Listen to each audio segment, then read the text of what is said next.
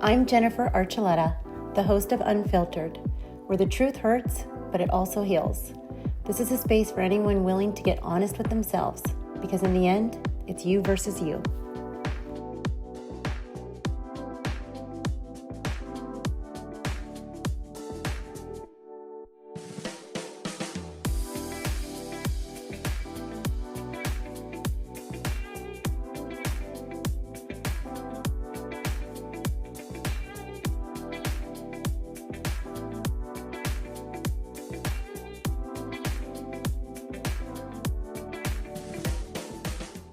My guest this episode is Brett Tippie, a professional snowboarder, mountain biker, and a member of the Mountain Bike Hall of Fame.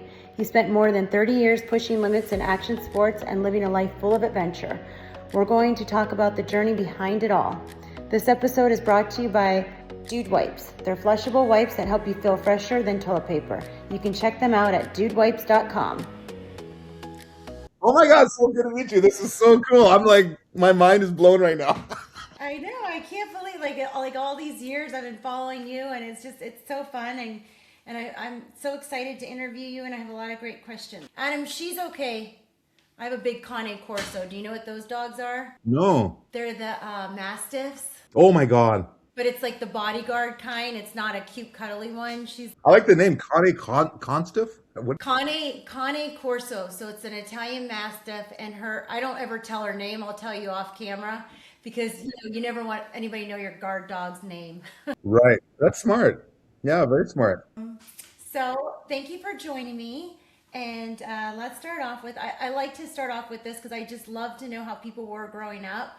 How were you as a kid? Were you always outdoorsy? Were you quiet? Were you a bookworm? Were you nerdy? What were you like? Oh my God. As a kid, I was a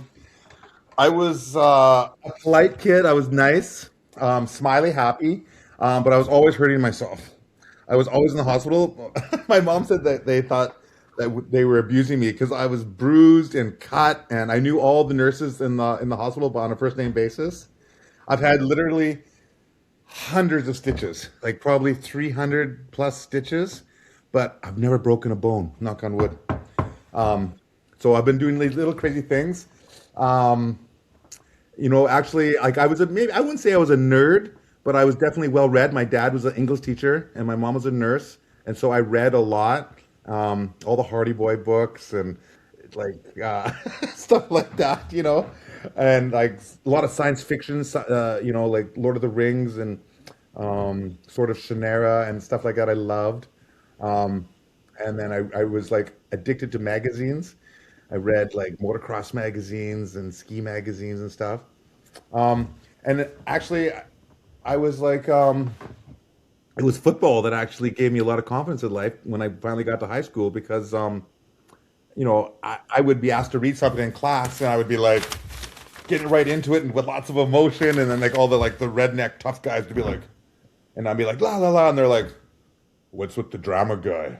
And then football started, and I found out I had a really hard head, and I would like tackle people. And back then, it was a lot of head-to-head contact was allowed, and so now they call it spearing. But I was like knocking the hell out of people with my hard head, and so then I got a lot of respect in high school, and then I became captain of our football team of the defense.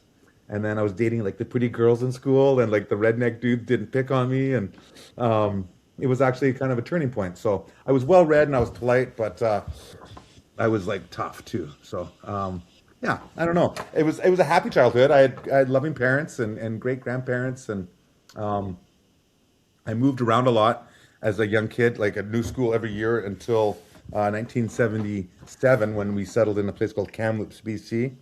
And so I learned to make friends really easy when you're the new guy in school and whatnot. And I would always do crazy things because I found if like I got to new school and there was a guy jumping a garbage can with his friends on a bicycle, if I did 2 garbage cans, then I was in, And so kind of a rambunctious but polite, happy kid. So let me ask you this, because we move around a lot, and my kids have changed schools so many times. Do you feel like it was a positive? I think so. Yeah. You know what? Like it gave me a worldly view of the planet, a little more than just staying in the same place. And like you say, you're forced to make friends, and it tests you, and so it can either break you or make you. And I think it made me, you know. And I love people, and so I made friends pretty easily. But you know, not always. It's not always a transition when you're the new guy and whatnot. And um, I think it was good for me, actually. So why didn't you continue football? Because we're a football family, so I have to ask Yes, that you are. question. And then, I mean, so what made you stop football and what made you go into, the mountain biking and the snowboarding? I mean, you guys got a Well, ton of snow, right? So you might as well do something with it. yeah, that's totally true. Um, yeah, I played high school football, and it was awesome. I was like I say, captain of the defense, and we won the BC championships for 2 years in a row in our senior year. And we were like a small little school from the interior, like a little tiny town, and we played the big Vancouver schools that had thousands of students. And I actually got a tryout to a professional football team called the BC Lions. Um, that was a big thing for me. But I was like 180 pounds, and I was a hard hitter. But I just think that I was probably too small to go on to play professionally, and then I started racing, um, snowboarding, amateur, and it was a big deal because I started getting fast on my snowboard and getting good results in the amateur circuit, and I wanted to go pro, and it was a kind of a big deal because my dad was very much an intellectual. He was a school teacher, and he played a lot of instruments, and he could sing, and he could do poetry, and did a lot of art, and he was very much a thinker, and he wanted me to be like him. And I couldn't play instruments, I couldn't hear music, I wasn't as smart as him. And I did 1 year of college after high school, and I just said, Dad, I know I'm not going to go back to college. I'm not like you. And he goes, and I go, this isn't who I am. And he goes, well, who are you? I go, I like to jump off things and go fast and tackle people. I'm not like you, Dad. I'm not a smart guy, really. I'm not a dumbass, but I'm like, I just told him who I was, and I said I want to jump off things and go fast. And he goes, okay, well, thank you for being honest with me. You try as hard as you can, and anything you try, and I'll be proud of you. And I was like, okay. So I changed my life, and I went snowboard racing, and I went pro, and it uh, it was um, it was a life changing moment. So yeah, I love football, and it taught me a lot of things. And I just went and visited my football coach, actually, who's in a long term care and he has dementia. And so that was the first time I ever seen my football coach in a weakened state like that, and kind of didn't. He remembered who I was, but barely. And it was really quite sad to actually to see him like that. But out of respect for him, I went and had a visit with him, and I respect that man a lot. And yeah, I love football, but I just love the mountain sports. And like I say, it snows a lot up here, so you might as well enjoy it.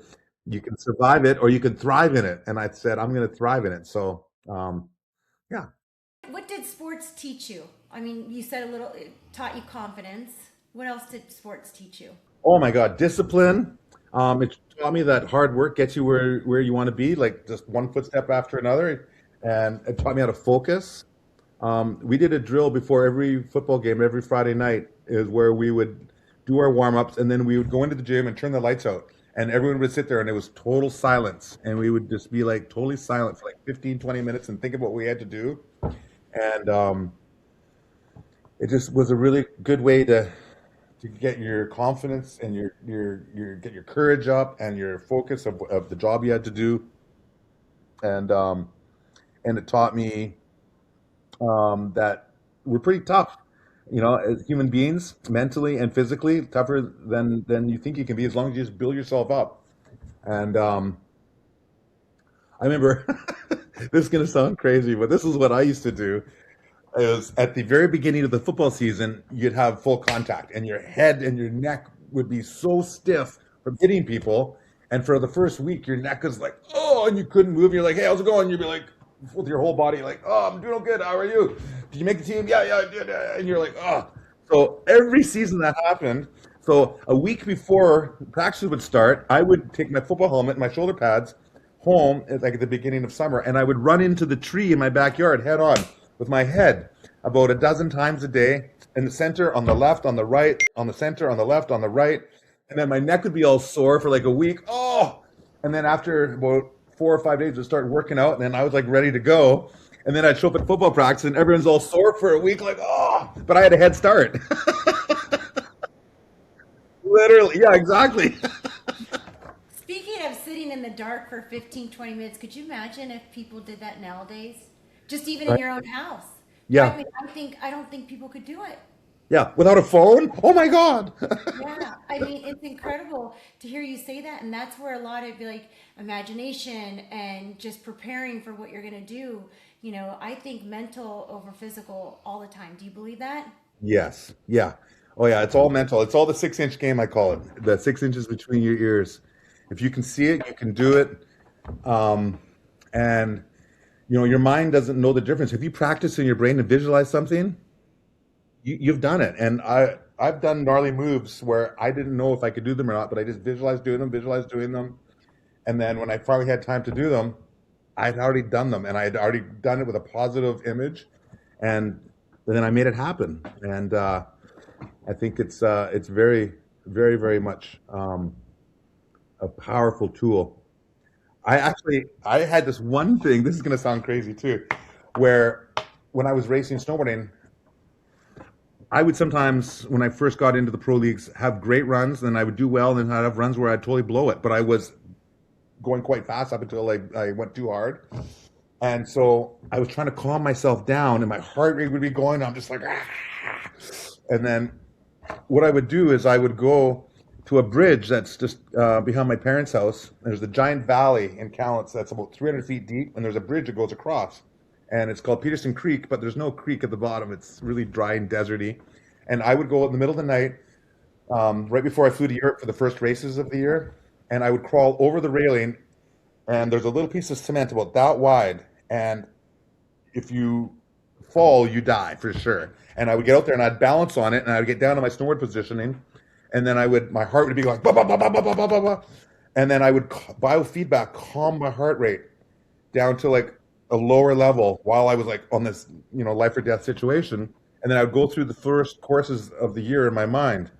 And it actually really worked. So when I would get over to Europe, I'd be in the start gate and my heart's going, bah, bah, bah, bah, bah, bah, bah, bah, bah, bah, and I'd be like, and I'd calm myself, and then I'd pull out, and then all of a sudden I was cracking the top 10 in the World Cup. And that was one of my little mental secrets that helped me take it to the next level. Now everybody knows. Yeah, right? And then another thing I did, another little secret I'll share, and I told my daughter, and she just put it in one of her little TED Talk speeches for school, is I would get these crazy butterflies, and they'd make me feel nauseous before a big event, a big race, or a gnarly move I would do, and I'd be like, oh, and I couldn't get rid of them, and I would mentally try and blow them away, or crush them, or just I couldn't get rid of these crazy butterflies. And so what I did is I turned them into dragonflies because I think they're so cool and maneuverable, and I flew them in information. And so they were there, but they're under my control, and that took me to the next level too. So it's all mental games with yourself, pretty much, just trying to get to the next level. Um, so mountain biking or snowboarding, is there one that you're better at? Or is there one that comes more naturally? I mean, you have to be kind of crazy to do both. Because I see my son all the time snowboarding, and he goes off and into trees and, off the jumps. I mean, he is crazy. And I'm always like, you've got to kind of have a couple of screws loose to just get out there and do flips and do all the things. So we all know that you used to run into trees as a young boy. So we know you're a little crazy. But is there one that you're gifted in? Is there one you had to work harder at? Which one do you like better? I'm known as a pro mountain biker. Like I'm in the Hall of Fame, and I had the world record jumping the biggest cliffs at one point back in the day. And most people know me as a mountain biker, but it's between me and you, I'm actually in my heart of hearts a snowboarder. Oh, people are going to hate to hear that, especially the ones that didn't make it. Right? Yeah, I'm a diehard snowboarder, and I actually went pro snowboarding in 1991, and then I went pro snowboarding in 1997. Or sorry, mountain biking. So yeah, I went pro snowboarding in 91, and I went pro mountain biking in 97. And then, I cracked the top 10 in the World Cup, and I was within a second of winning the World Cup. a few times within a second, but you're competing against the fastest dudes in the world. It's hard to win a World Cup. So I never did win a World Cup, but I came damn close. And mountain biking, I just did in the summer for training and just to have some fun, And it took over as a job for me, and if I had to pick one, I would keep mountain biking because it pays me and it feeds my kids. But if I had, won $1 billion and I had to pick one or the other, I would stay snowboarding because there's nothing better than surfing powder, snow. Which one's safer? Oh my God, snowboarding is safer, I You think. think, you think so? I think so because mountain biking is rocks and trees and Yeah. stumps and you fall off and you got scars all over and I wear armor and stuff, but at the same time you fall in the snow and you're like, yeah. But at the same time, there's avalanches and stuff like that, so that could kill you. Snowboarding if you're in the wrong Or situation. people that don't know what they're doing and then they run into you. I was one of those Right. people. I Oh ran into no. somebody one time. Oh right. I hope you had a helmet on. Yeah. Oh, I always wear a helmet. If I see people without a helmet, it's almost like a cringe. I can't believe they're like out there without a Right. helmet. Oh yeah, no, I preach, wearing a helmet all the time just because, yeah, you only got one head, right? Red Bull Rampage. I just learned about that. That's so cool and so amazing. Can you tell me a little bit about that? Because you did that. Yes. Yeah, I do a lot of interviews now for it, so I still get to hang out with the top guys in the world and interview them. So it's really cool. But I competed in it back when it was first created. I didn't do the very first one because I just thought, okay, this is a free riding competition. Free riding to me was the absence of competition. Free riding was just having fun and shredding, and then they turned free riding into a competition, and I'm like, I'm not doing that. And then one of my good buddies went and won, and I was like, well, maybe I'll do it. So I went and did it, and it was down in the Utah desert, and it's absolutely crazy. Everyone just picks their own line down the mountain. You pick your own route down, and you get points for how stylish you are, and it's how big you go and what kind of tricks you do. More tricks now than it was back in the old days, but it's not timed. It's not a race from the top to the bottom. It's just your own interpretation of how to ride the mountain, and it's so cool and it's so gnarly. Um, they go so big now, and they're doing backflips and 360s off cliffs bigger than I ever did. But back then, we didn't know how to pack landings and create takeoffs with shovels and water them down and let it dry. We just kind of went, yeah, I'm going to go off here and then there. And there were sticks and soft dirt. And so we were just like riding down the mountain totally raw because we didn't know any better. And we crashed horribly. And bikes back then weren't ready for what we were doing. Bikes have been built up now, so they're awesome. They were like breaking all the time, breaking frames, snapping forks off, breaking your bottom bracket off. Wheels would fold. Like at any given time, your bike could disintegrate, and you're like ragdolling through the rocks. Now the bikes are really, really good. But it was pretty gnarly back then. It was raw. We were like experimenting and pioneering a new sport of extreme free ride mountain biking. Back then we called it extreme mountain biking, and now they've changed the term to free ride. Um, but it was so crazy back then, and Rampage was just like it was a new thing, and it was exciting, and now it's huge. It's seen all around the world. I think it's Red Bull's most watched event that they do, and it's like $100,000 to win, and it's like big time. Um, when I actually was at Rampage, I used to drink. I'm 17 years sober now, but I used to drink, and I got drunk the night before with another competitor, and I was hungover.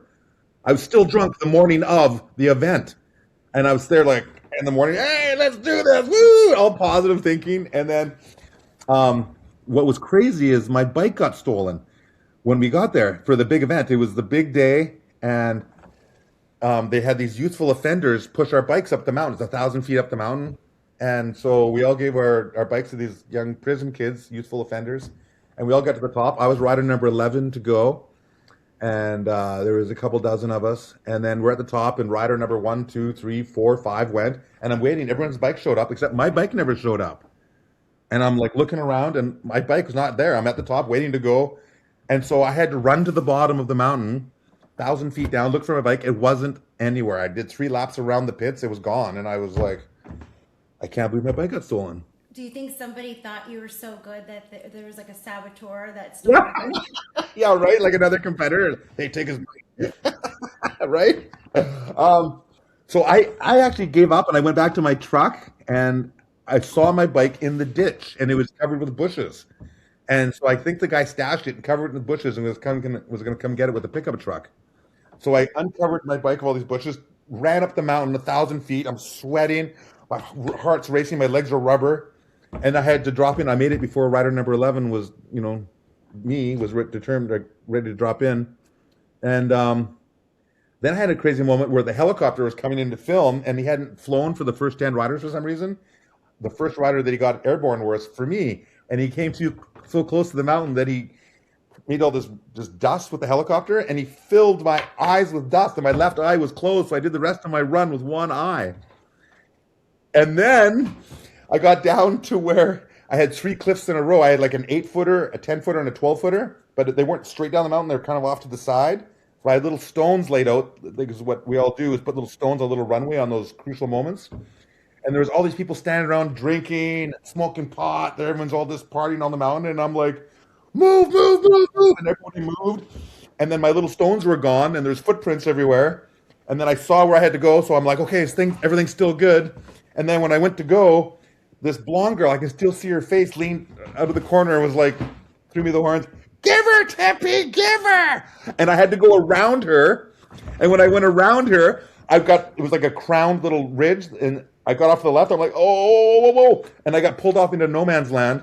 And I ended up like doing like 3 front flips through these giant rocks the size of washing machines. And I did my shoulder.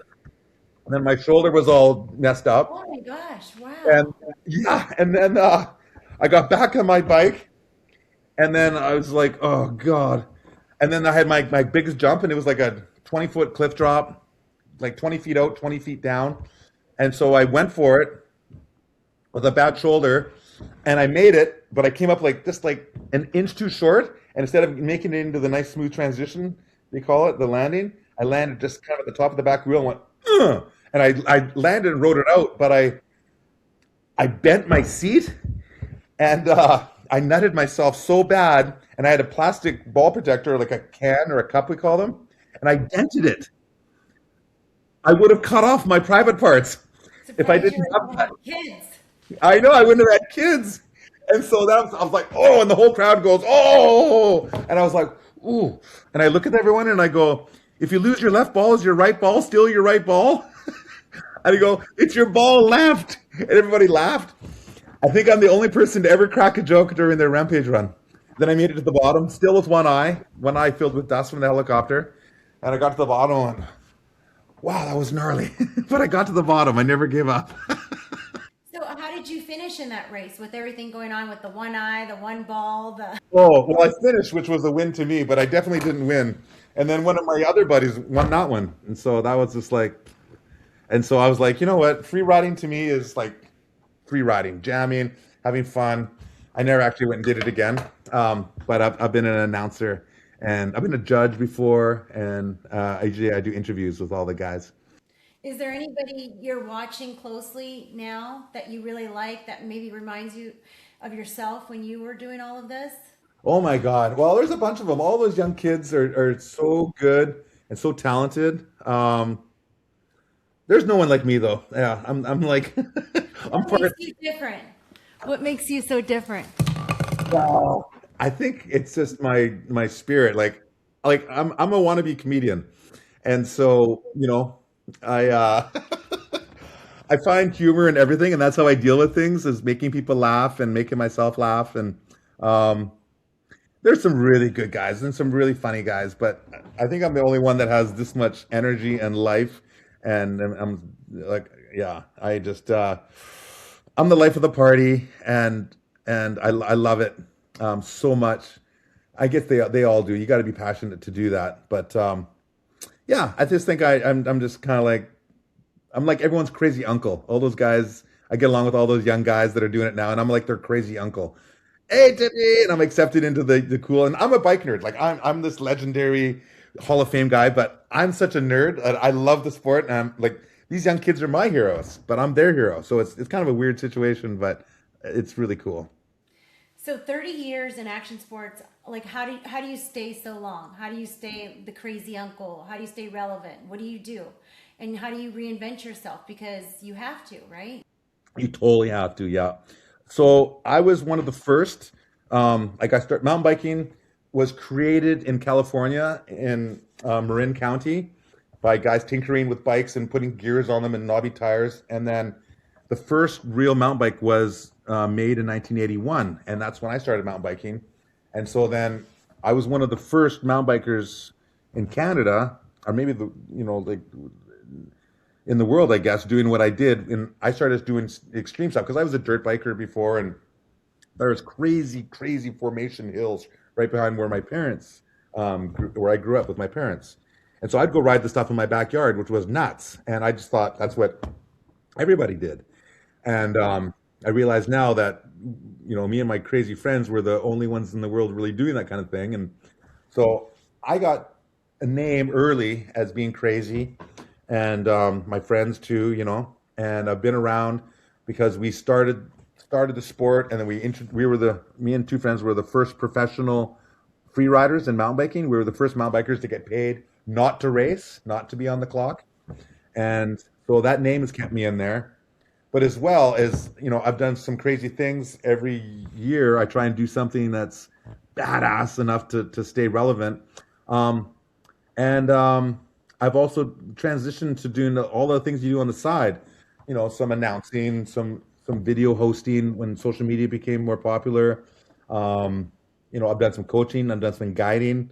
All these little things that you can do to make an income to stay as a professional. And I might not be at the sharp end of the stick anymore as like one of the most talented riders in the world, like I was at one point, but I just love it so much that I'm still in there, and I found a way to make a living doing it in whatever way that I can.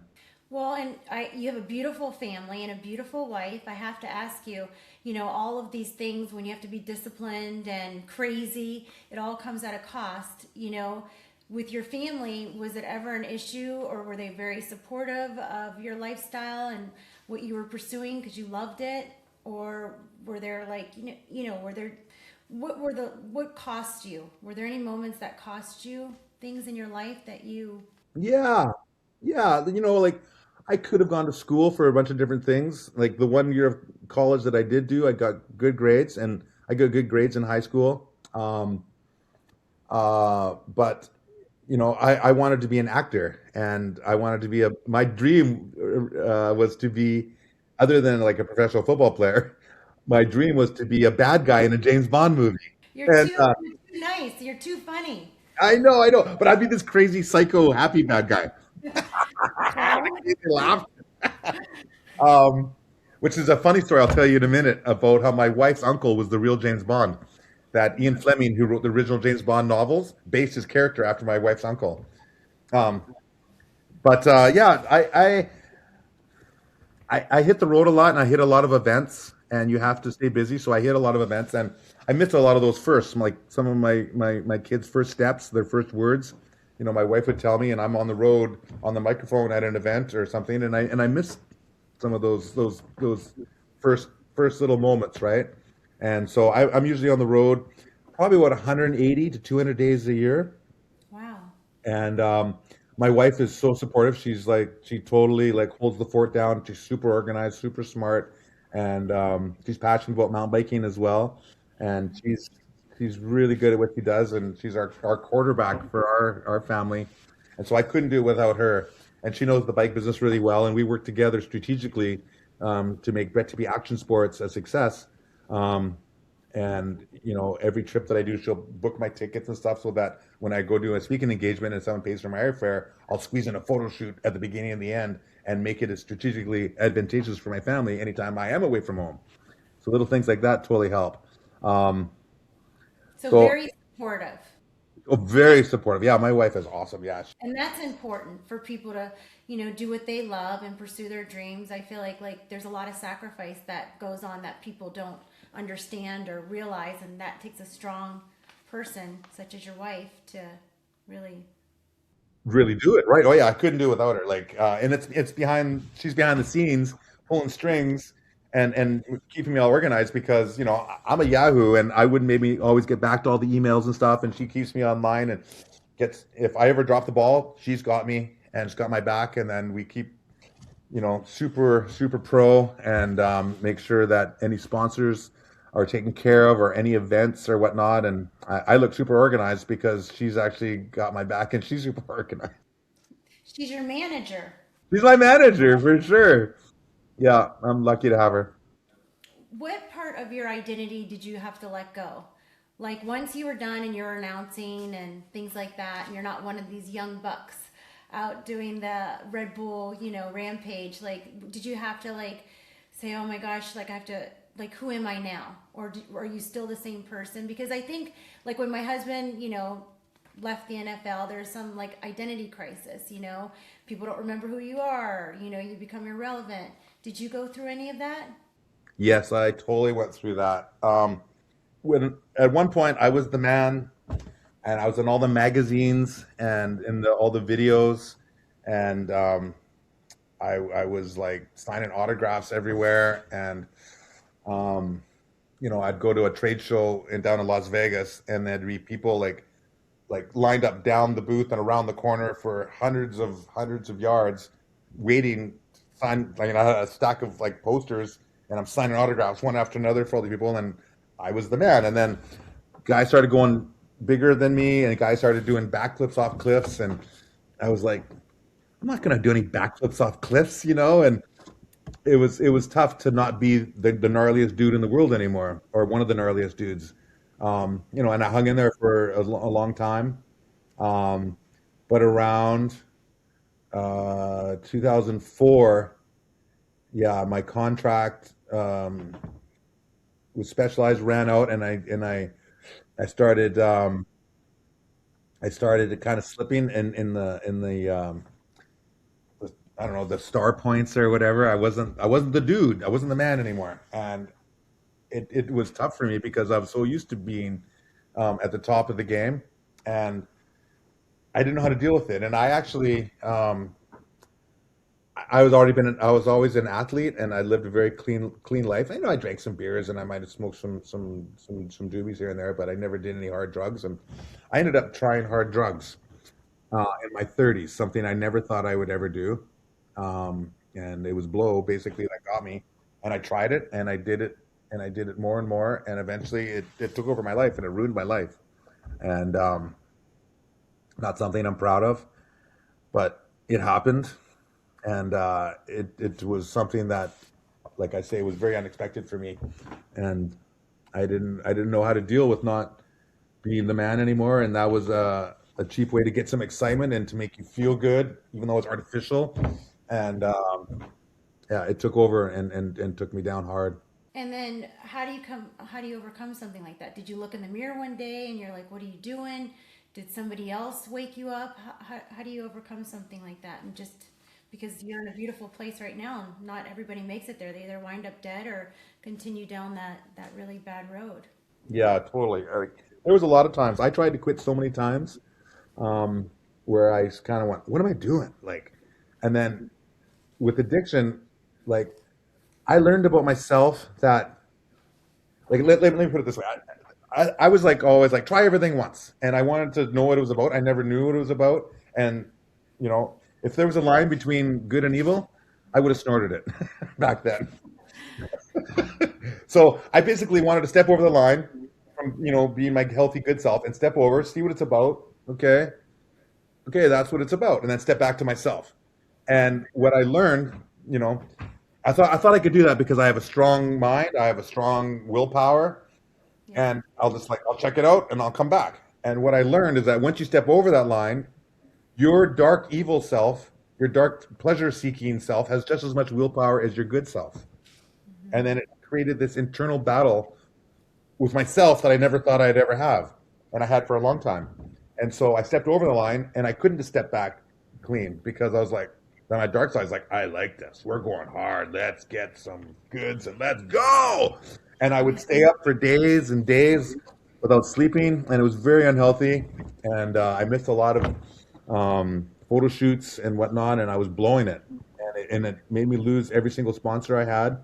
And basically, at the end, I was homeless, and I disappeared from the mountain bike world and the snowboard world and the announcing TV world and everything I'd worked so hard to create. And I disappeared for 5 years, and I was gone, and I was like super embarrassed about what I'd become. I lost 50 pounds of muscle, Wow. and I hid from my parents. I hid from all my friends. I hid from everyone on the TV crew, and then people would go looking for me, and I'd hide. And I just went into the underworld of the drug world. It was absolutely the most bizarre thing to ever do, but I did it, and I couldn't stop. Like the addiction was so strong, I couldn't stop, and I tried so many times to stop, and I couldn't do it. And eventually, like my dad, I was in my 30s. He never stopped looking for me, and he would go into these gnarly people with bad people, and he would take me out of these places or try and take me out. Sometimes I'd go, sometimes I wouldn't, but he would never stop looking for me, and his love was so strong. And I met a police officer once that said, "What are you doing in this world? You don't belong here. You, you're not this guy." And that was like that was important. And eventually I got a hold of it, and I sent myself to rehab, and I started using some mental tools like play the tape forward and putting yourself forward in time of where it ends up, where it always ends up. And eventually I got myself sober in 2008. Um, but meeting my wife um, was amazing, and she had she had her life together very well. She was an instructor at the Vancouver Film School. She'd worked in the London movie scene for 10 years, working on 30, $40 million movies. She had her whole life together, and I met her, and she helped straighten myself out. And then we had a daughter, and as soon as I had relapsed 3 times, and she let 3 times go, but after the third one, my wife was like, "Okay, this is too crazy. This is nuts. Like, we're done." And I was like, "Okay, whoa." And I just that was the lowest point for me, was losing this beautiful woman who'd come into my life, and having a beautiful baby. And I was like, "I'm blowing it. I'm really blowing it. I could have everything right now, and I'm just doing this for this feeling, for this thing that I don't even really want to do." And so I said, "If you give me one more chance, I'll quit drinking. And if I don't drink, then I won't do that other stuff, because it always happens once I get drunk." Yeah. And Make I didn't bad. really have right. It makes it just, your choices, or you make bad choices. And so um, she went, "Okay, I'll give you one more chance. If you ever do that stuff again, I'm gone. Look me in the eyes. I mean it. I'm gone. I'm never coming back." And I went, "Okay." And so that was the last time I ever drank and did drugs, December 17th, 2008. And I never did again. I've been sober ever since, and life has gotten infinitely better. And she's been by my side, and I have 2 beautiful daughters, and I'm so lucky. And she helped me get my career back, and I owe my life to this beautiful woman who really, really took a chance on me. And I feel like feel like we're winning, and I feel like I got. Well, I do. I have my life back. I have my health back and my career back, and we You work got a second together. chance. Yeah, it's a beautiful story, and she's a beautiful person, and she took a chance on me, and I feel so lucky to have her. And I don't know how I got so lucky, but I did. And she's lucky too, because I'm awesome too. Well, that's what I was going to ask. Well, how long were you down this dark road? What, was it years? Did you ever get arrested? Was there anything like that? Oh my God. So, oh my God. Yeah, it was really bad. It was like basically 5 years I disappeared. At the beginning, it was pretty innocent. I only did it like every now and then, and then like I did it, and then I tried it 2 months later, then a month later, and then 2 weeks later, then a week later, and then before I knew it, I was doing it every day. And 5 years went like that. And it was funny. I was in a drug house, and the police came in looking for someone. Bang, bang, bang, bang. Open up, police! And they came in looking for someone, and they didn't see them, so they all left. And this one police officer walks out, and he goes, "As you were, you bunch of dirty drug addicts."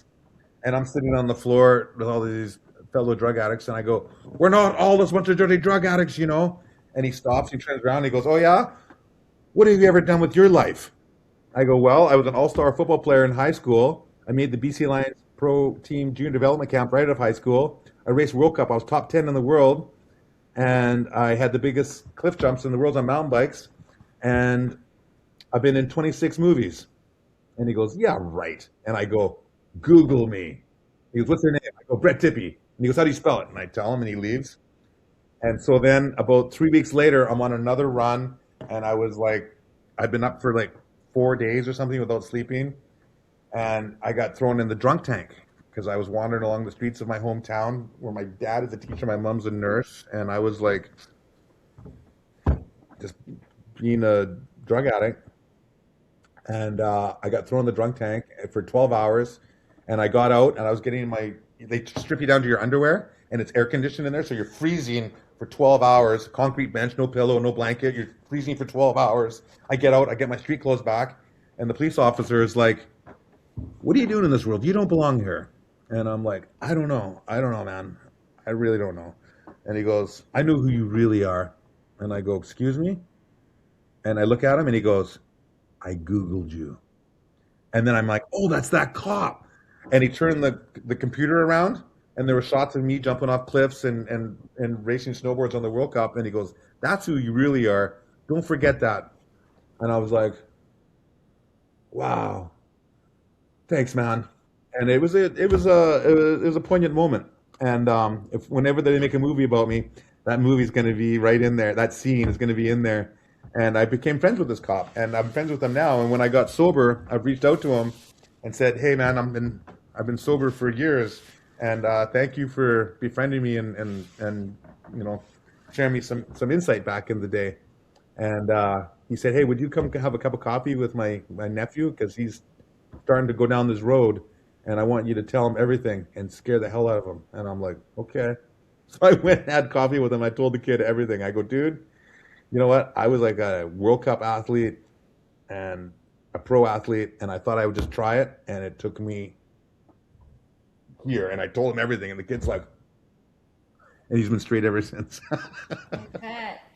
Um, your family seems very wonderful. And so, did your mom and dad get to see you sober? Are they still around? Yeah, my mom is still around. My dad, um, who took me out of so many bad places, saw me sober, and I was sober for oh, I went to rehab, and then I went to Whistler, so 3 months. He saw me sober, and so I'd begun the process. And he came down, he met my wife, and he went on holiday with my mom. He was a retired school teacher, and my mom was a retired delivery room nurse. And they went to go to Mexico, and we had dinner with my wife and my parents, and then we said goodbye. And little I know, that was the last time I was ever going to see my dad, because he had a heart attack and a stroke when he was on holidays, and he never came home from Mexico, and I never got to see him again. But he saw me sober for 3 months, and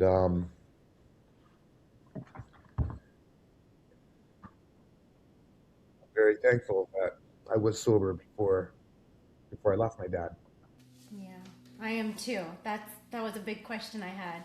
Yeah, yeah, no, definitely. And my mom is still around. She's super funny, super cool. She's a little indigenous lady with a lot of spirit, and she's super quick, and she's proud of me.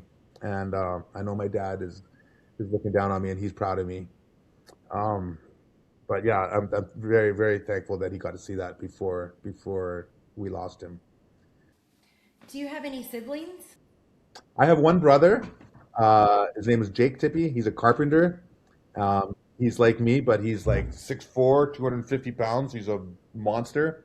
And I taught him how to snowboard. Like, he's 13 years younger than me, so he was kind of like almost like a son as well as a younger brother. And so I helped raise him in a way. I changed his diapers, and I taught him how to snowboard and bike. He's really good. He was all-star baseball, all-star hockey, and I was molding him to be a pro athlete in more traditional sports and make more money. But he said he wanted to build things, and he goes, "Dad, brother, I don't want to be like you, Jake or Brett. I, I want to build things, and that's my passion." And I was like, "Okay." And so he became a red sealed carpenter, went to school, and did his apprenticeship. And so he lives up in Kamloops, and he actually quit drinking 6 months ago. He's 6 months and 2 days sober, so he's sober as well. Um, so that's really cool. He never did the dark path like I did, but still, he was probably on the sauce, a bit too much drinking. But he's sober now, and we're very competitive. We have the gnarliest dart games, and we're so competitive snowboarding. He's faster than me on the hard pack runs, but I'm faster than him in the powder. And so we have these battles, and there's a lot of trash talk going on. And but then we both get schooled by my mom playing cards like crib and stuff, and she'll trash talk both of us. How does your body feel these days? I saw your shoulder. You said you never broke anything, but like, how do you feel? Like, are you pretty banged up or any concussions? I mean, I have to imagine you've had plenty of concussions. I've never had a concussion. You've never had one? Well, I don't think I have. Maybe I just positive thinking. I've seen stars 100 times, 200 times. Like I've seen a lot of stars. Is that a concussion? I don't know. I'm just gonna go la la la la la la la. I've never had a concussion. I'm just gonna tell myself that. But do you Um, feel good because you're doing crazy stuff? Because you said you on your yeah, 50th birthday you did that crazy run up that mountain. yeah. So No, I feel great. I feel great. Like I don't know why I do, but I feel great. Like I'm 57, and when my parents were 57, they weren't doing stuff like this. There's not many people my age that are doing stuff like this, and I go every day, which I think is the secret. I feel great though. Like I'm healthy, and I hang out with young people, and they're doing these sports, and I feel pretty lucky to be able to hang with the level caliber of athlete that I still regularly, ride with and whatnot. Yeah, my shoulders are a little messed up, but I still crank out 50 push-ups with the drop of a hat. Um, I hike up mountains and I ride down them, and um, I feel absolutely wonderful. And part of my thinking is I asked my grandfather, Jess Tippie, who lived to 99 years old, what his secret was, and he goes, Brett, life is like rowing your canoe in the river. If you're not going forwards, you're going backwards. Keep paddling. And I'm like, okay, Grandpa, okay. And so I try and do something every day, and it keeps me young. what are you most proud of your whole career? What is your biggest accomplishment? Not what everybody else thinks it should be, but is there something that you are very proud of? In my career, I'm proud of inspiring people for decades. At the beginning of my career, I was proud for the first cliff drops that I did. I was the first guy to really jump off big cliffs and land them. And that was in my head, my imagination. I used to do drawings of it, and I just thought you could jump off cliffs on mountain bikes before anyone thought it was possible. And I just went and did it. And it took a lot of guts, and I probably, could have really hurt myself, but I did it. And the early snowboarding I did, I started snowboarding on homemade snowboards with like strips of rubber for bindings, and they were like prehistoric snowboards. And I went out there and surfed snow. I was proud that I made the national team. I was the first indigenous native dude to be on the national team, and I did it. My dad was a teacher, my mom was a nurse. They weren't rich, and I basically planted trees, little tiny trees, 15 cents a tree, 1,000 a day, 1,500 a day, 2,000 a day, and I paid for my own way to go race the World Cup and got sponsored. And so I'm proud that I supported myself. A little bit of help from my parents that lend me their car and stuff to go to some local races, but I basically did it by myself. Um, and then a lot of the first ascents that I did, I went and rode mountains from the top of these raw mountains that no one had ever done. And when you do something on the first time, it's scary and you have to really believe in yourself. And so I took a lot of risks, and and I rode these gnarly mountains. And so I've got a lot of first ascents to my name that I'm proud about. That, no matter how many people ride them, I was the first guy to do it. And you can only do a first ascent once. Um, and then now I'm proud that I'm still around.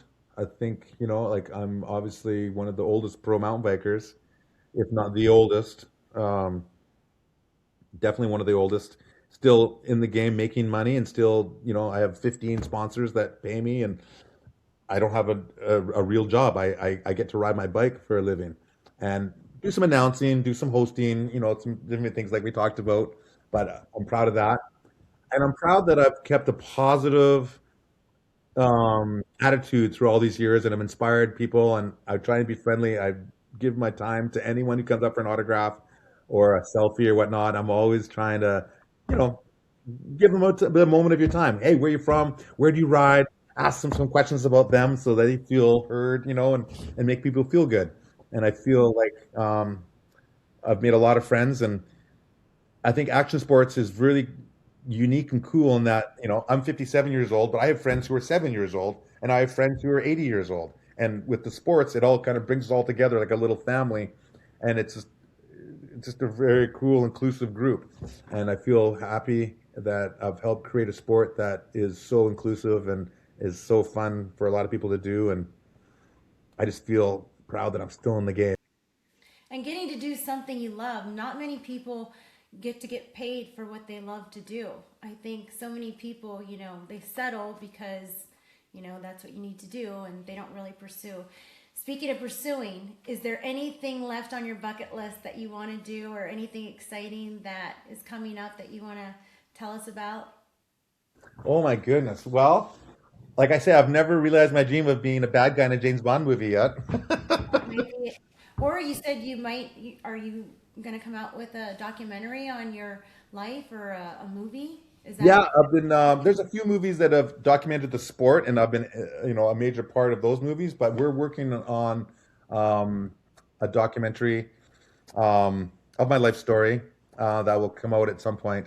Um, which is we're working on. I did a talk last year in England, Scotland, and Wales, where I did 30 days where I went and spoke about my life and did some motivational speaking, which was really cool, and reached out and bonded with a lot of British people who are hardcore mountain bikers actually over there.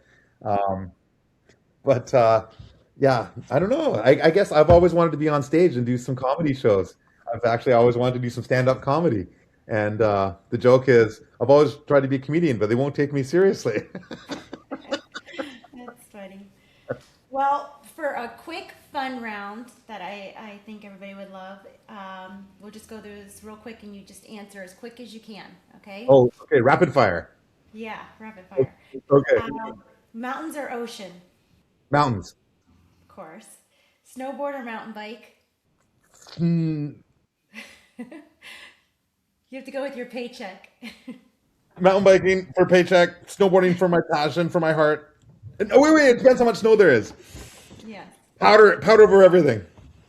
Um, Mountain biking for every day. Mountain okay. biking is like always like up here, pretty fun, and then Mhm. like snowboarding is like fun, but then when it's really fun up there. So mountain biking's like this, and snowboarding's like this.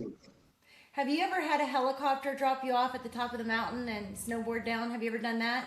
Lots. Yeah, this year I just went to Silvertip heli skiing up in Williams Lake, BC, and then I went to Last Frontier heli up by the Alaska border in BC, Wow. and they were amazing. Yeah.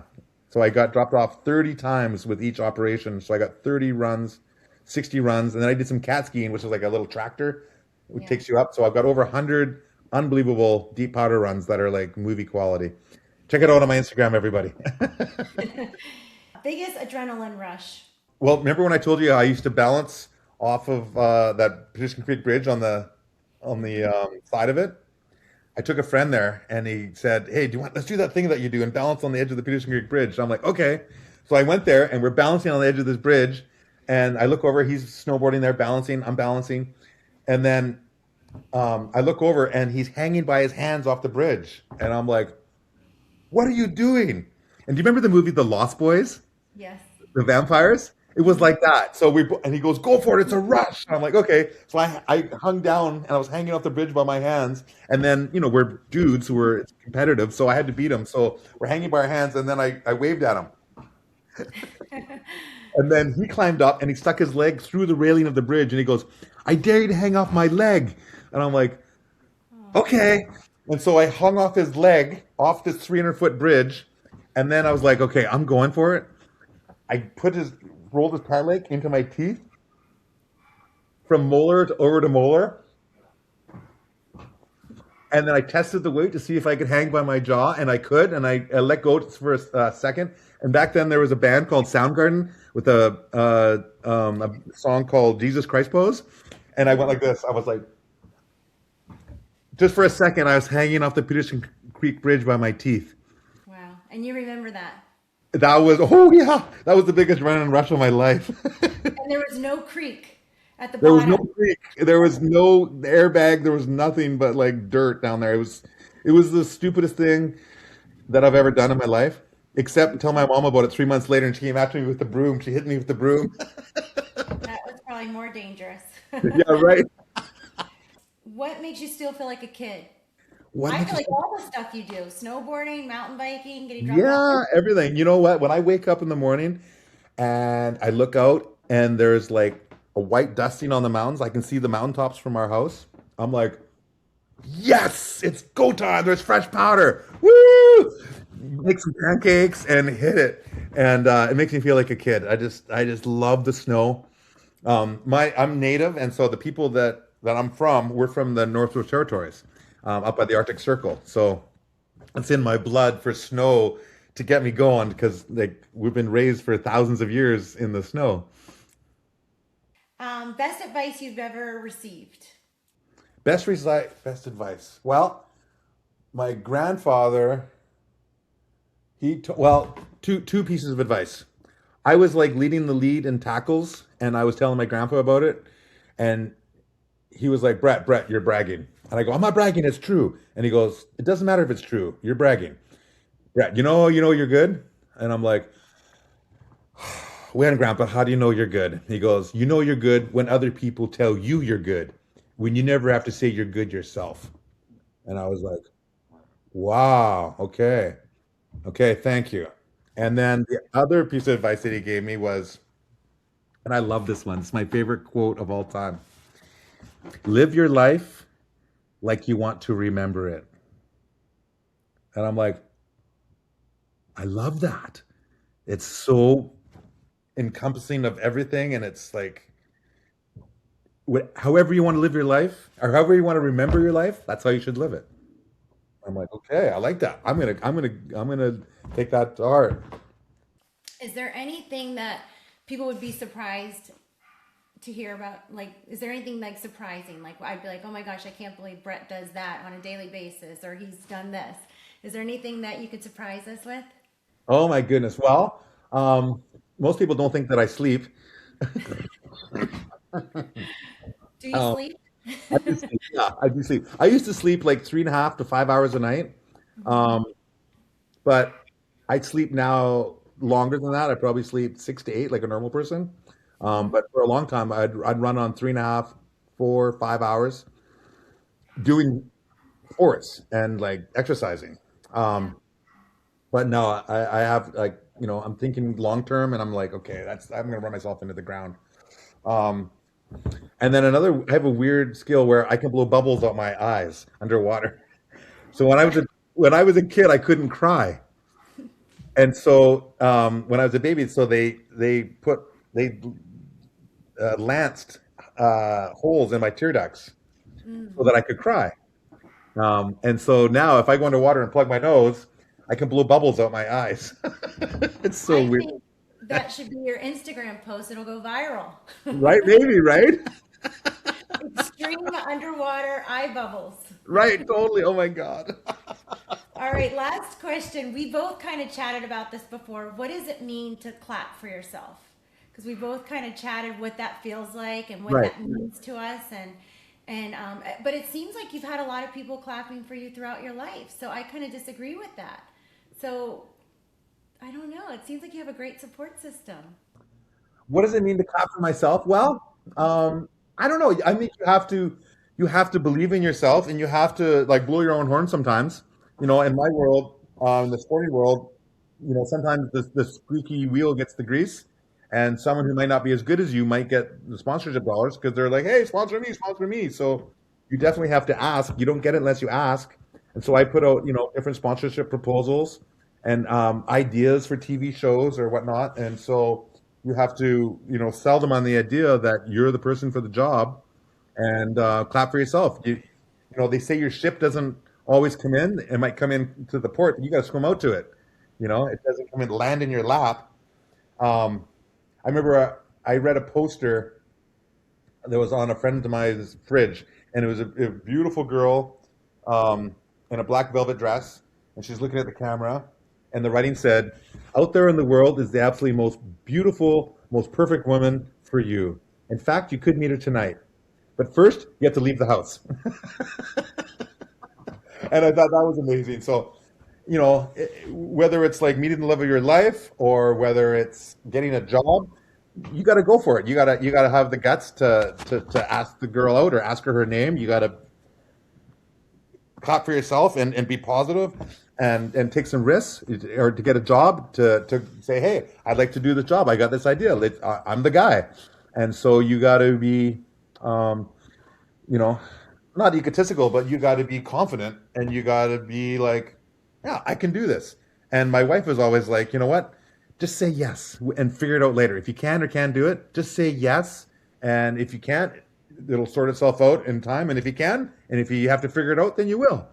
And so, yeah, clap for yourself, you know, pat yourself on the back. And a lot of people are hard on themselves. Be nice to yourself too. And because, we come into this world alone and we leave alone, and all these relationships we have in the middle are a bonus. You got yourself to trust. And so trust yourself, believe in yourself, and clap for yourself. And did you know clapping is to repeatedly high five oneself for another's accomplishments? That's really cute. I like that. Yeah. High fiving yourself. Well, we Right? all need to do that more, I think, and be less hard on ourselves. And like you said, just use your imagination. Everybody's, on their screens all the time. I feel like they're not dreaming Right. anymore. And Right? that's how you became who you are, who you are. And that's why I've done a lot of things. I was constantly in Ohio in the cold weather, which I hated, dreaming about sunny California. But I mean, if I was on my phone, I'd probably still be in Ohio in the cold. And Right? there's not much Totally. to do there. It's a flat state. Yeah, totally, totally. Oh my God, it's funny. It's funny. I have to say to you, like when I would be working out, I couldn't afford weights when I was young and stuff, so I would use buckets of water and stuff and for whatnot. And then sometimes I wouldn't always work out. And I had a picture of you and Carmen Electra in bikinis on on my wall where I had my weights. And if I didn't feel like working out, I would like take a look and be like, okay, if I want to like be a real man, I have to elevate myself from where I am, and I need to be a better, bigger, stronger man. And so I would look at you and Carmen and be like, yeah, okay, right, okay, and I'd get some testosterone, and I'm like, okay, I'm doing my push-ups and doing my weights and stuff. It was pretty funny. So if you ever need some motivation, just some buckets of water and Carmen Electra and I 20 years ago. Yeah, I'll have to tell Carmen. yeah. Well, thank you. This was so fun, and you're such a pleasure, and I hope that we can meet up sometime, maybe on the mountain. Thanks for listening to Unfiltered. And remember, the truth hurts, but it also heals. If this episode moved you, share it with someone who needs to hear it. And now it's time for the pup of the podcast.